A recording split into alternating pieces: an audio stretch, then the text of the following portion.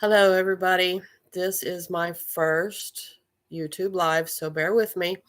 I want to talk today about ways you can help yourself, simple things you can do to help yourself when you are in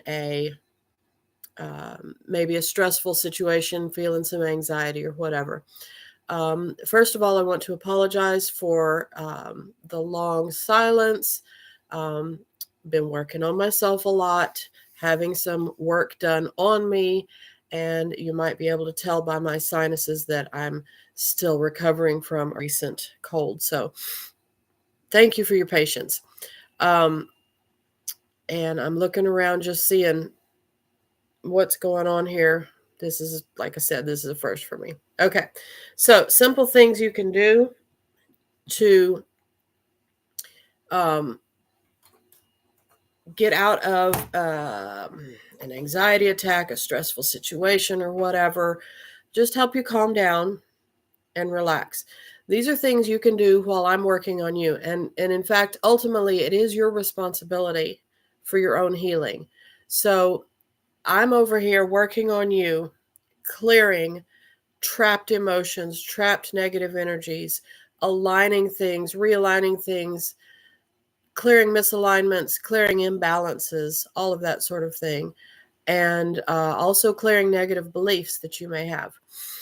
In the meantime, at the end of every email, I say that you need to practice love and gratitude.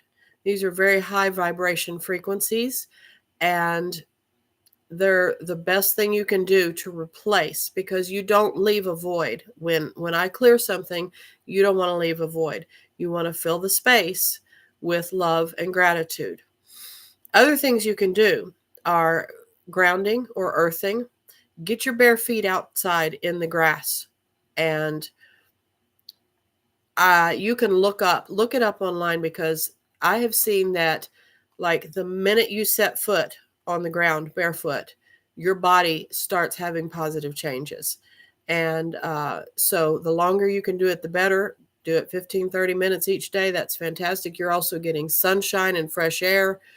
All of those things are very good for you. The second thing you can do is learn some breathing techniques. So take some deep breaths. If you've ever watched a baby recover from a crying bout, they will do this. They will take a deep breath and, kind of shudder and just let it out several times. And you can do this. You can take deep breaths for a count of 4, hold for a count of 4, and release for a count of 8. Do it 3 times in a row. You want to give your body a chance to reset your nervous system and recover. So there's a number of breathing techniques. Look into that. Take responsibility for yourself.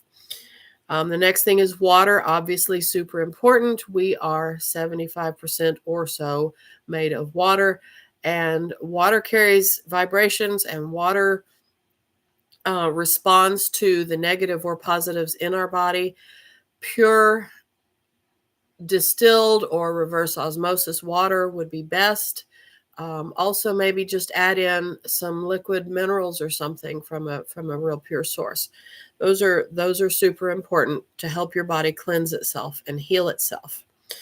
Movement is another one. Now, movement is difficult for people who are extremely chronically ill, and it's difficult for me. Just set yourself a goal of moving more today than you did yesterday. And try something very, very simple, such as somatic movement, stretching, anything that feels right to you and to your personality. Try it. Just try to do a little bit more today than yesterday. Excuse me. The next thing would be adaptogens. Look at herbs that are adaptogenic, because they help with your nervous system, calming you. They also help with inflammation. They are amazing. I took a class recently. I learned all about a number of different adaptogens, and they are incredibly fascinating. Ashwagandha is one.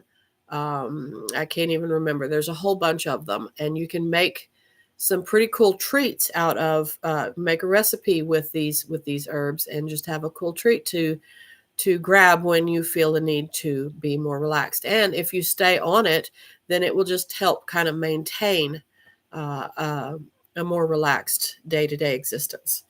Um, so positive emotions, as I said, cycles. Everybody lives according to a cycle. Okay, so if you're female, you have a monthly cycle. If you are male, you have a 24-hour cycle. Learn the rhythms of your cycle. Understand when you're in higher energy, when you're in lower energy, and start learning how to trust your body's messages and go with that flow, because we as women especially have been taught, maybe since World War II, that you've got to go, go, go in a man's world. And that is not flowing with your natural body rhythms and cycles. So learn about that. And of course, I can give more information to anybody who is interested in any of these particular items. The next thing would be forgive yourself. Forgive yourself for past mistakes. Forgive yourself for all of the difficulties in your life. Forgive. I was going to say something about that. Okay, so perfection is something that I was always taught that I needed to strive for. But guess what? Perfection is a lie. And so forgive yourself for not being perfect. Nobody has been perfect except God. And you are not meant to be perfect. So forgive yourself in any way that's necessary. Mistakes are for learning, not something to beat yourself up about. So please, please forgive yourself. Okay, so the next thing would be permission. Give yourself permission to enjoy life. Give yourself permission to do the things that are good for you. Give yourself permission to do things that help you and to do fun things.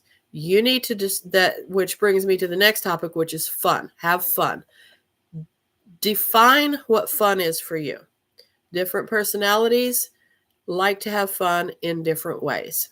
So don't compare yourself to other people, but define what fun is for you and then start doing it. I'll give you an example. I've been trying to figure out what is fun for me because I have been so chronically ill. I have been so sick and bedridden and in a wheelchair waiting to die that I had forgotten how to have fun. And so I spent some time contemplating what is fun for me. And Reality started making a few suggestions, and I blurted out, no, I want to go fast, which kind of shocked both of us. But it rang true. And I said, this is what I want. I want to go fast. I want to ride motorcycles, ride horses, whatever, drive a car fast on a racetrack, whatever. I want to go fast. And so we said, okay, how do we make that happen? Well, step number one would be to get a motorcycle license.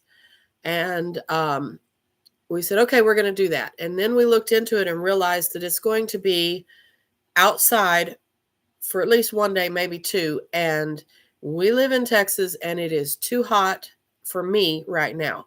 So we said, okay, we're going to have to wait until fall, dead of winter, for me to be able to be outside having a class.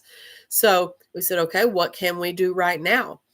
Well, who do we know that has a motorcycle? So we found a friend that has motorcycles and is willing to let us practice. And excuse me, please. I've got to get rid of this cold. At any rate, we have friends who are going to let us practice. And so we will be practicing and having fun until